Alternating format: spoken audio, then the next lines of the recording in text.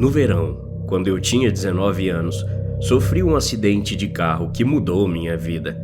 O acidente em si não foi terrível, na verdade. Levaram meu carro para casa depois. Tenho que agradecer a Chevrolet por ter feito um carro tão resistente. Em termos de ossos quebrados, não foi um problema. Não precisei de pontos, não tive membros quebrados nem nada. A única lesão que sofri, no entanto, eu trocaria qualquer osso quebrado facilmente. Após o impacto, meus airbags foram acionados. Eu estava usando óculos escuros e o impacto do airbag os quebrou instantaneamente, danificando permanentemente minhas duas córneas, deixando-me totalmente cego. Felizmente, graças aos milagres da medicina moderna, consegui fazer um transplante de córnea. Ambos os olhos de um doador. Na verdade, uma doadora. O nome dela era Sylvia Mackenzie.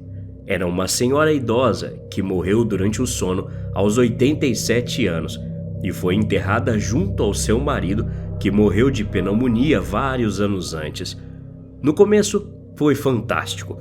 Ser capaz de ver novamente depois de ficar cego por vários dias é um tipo de alívio que não pode ser descrito para alguém que não o experimentou.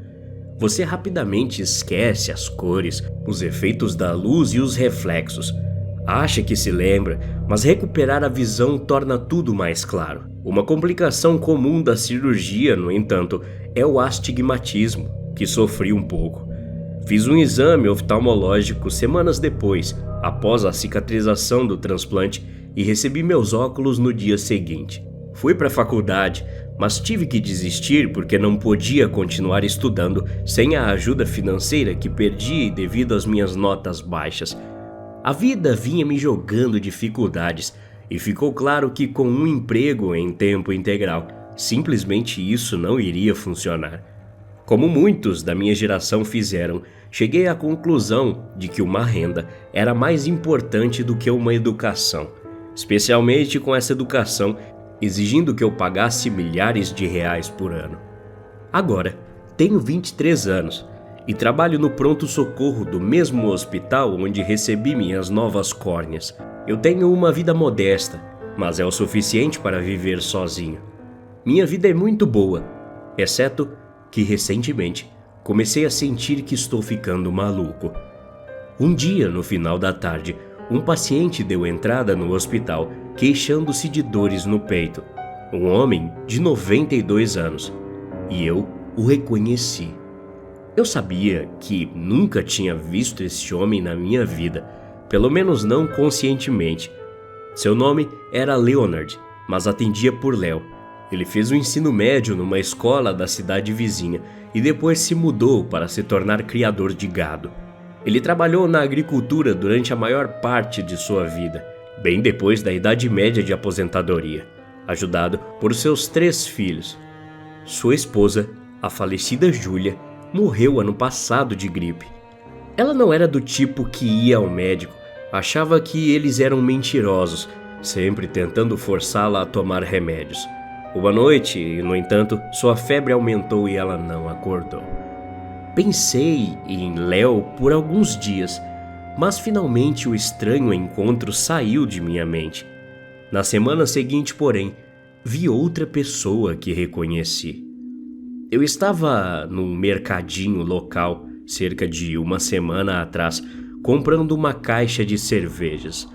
Havia um jogo de futebol naquela noite e alguns amigos viriam assistir comigo. Enquanto eu caminhava pelo corredor de bebidas, vi uma mulher de meia idade. Ela estava lendo o rótulo de uma garrafa de vinho. Era a Rebeca. Por um momento, pensei em chamá-la pelo nome, mas naquele momento me lembrei de Léo, do hospital.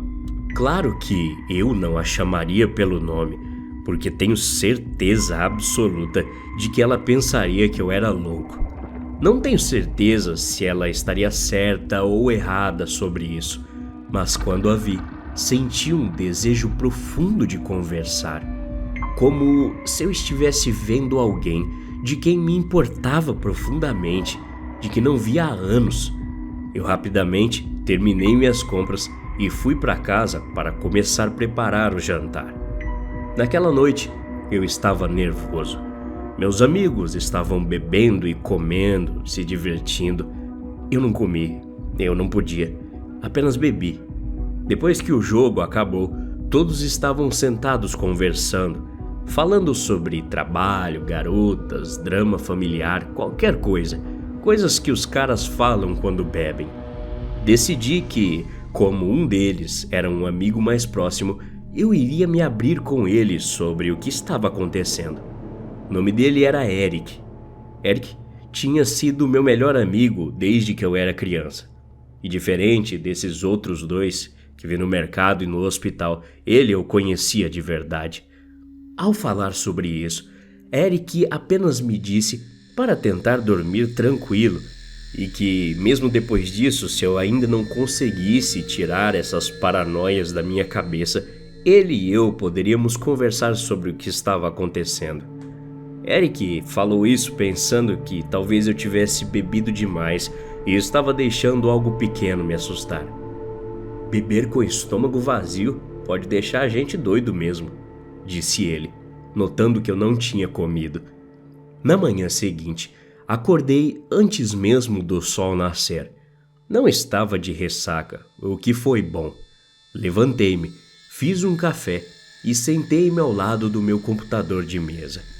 Depois de cerca de 1 hora, o sol estava nascendo e comecei a tomar meu café da manhã. Eu estava faminto.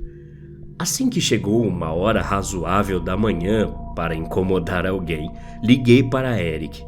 Eu disse a ele que eu não estava louco, e sim, tinha certeza de que reconhecia o velho e a mulher do mercado.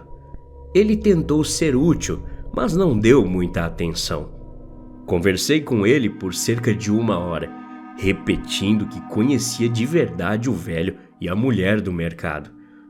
Por alguma razão, decidi ir ao cemitério do outro lado da cidade e procurar o túmulo do casal Mackenzie, onde tinha a mulher que havia me doado suas córneas. Eu gostaria de não ter feito isso. Assim que cheguei lá, sabia exatamente para onde ir. Não sei como. Enquanto caminhava pelos cascalhos do cemitério, entre os túmulos, vi alguns nomes que reconheci, que eu não deveria ter reconhecido. Velhos amigos, amigos mortos, mas era só a sensação que tive, porque não eram meus amigos. Quando me aproximei da área do cemitério onde o casal foi sepultado, tudo parecia ficar cinza. Como quando uma nuvem passa entre a terra e o sol, e tudo meio que desapareceu. Mas não havia nuvens. No entanto, notei que o vento havia aumentado. Meus pés pareciam pesados, como se eu estivesse arrastando tijolos atrás dos meus tornozelos. Percebi intensamente que estava respirando pesado. Então, finalmente, cheguei à lápide. A placa no túmulo dizia Família Mackenzie e era adornada com uma cruz e uma pomba esculpida. A foto dos dois logo acima. Abaixo estavam os nomes Sylvia e Franklin. De repente, depois de olhar para a placa por algum tempo, percebi que não conseguia desviar o olhar. Eu ouvi vozes, parecendo distantes, de cima, atrás e ao meu lado. Não vozes. Uma única voz, falando de todas as direções. Eu não conseguia ouvir o que ela estava dizendo. De repente, fiquei aterrorizado e meu corpo finalmente respondeu aos meus pedidos para que se movesse. Fui de volta para o meu carro e corri para casa. As vozes, no entanto, vieram comigo. Elas ficaram cada vez mais altas enquanto eu me afastava. Isso tudo foi há cerca de 1 semana. Não fui trabalhar desde então.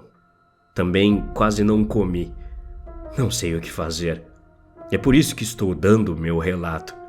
Meu coração não parou de ficar acelerado. Eu preciso de ajuda.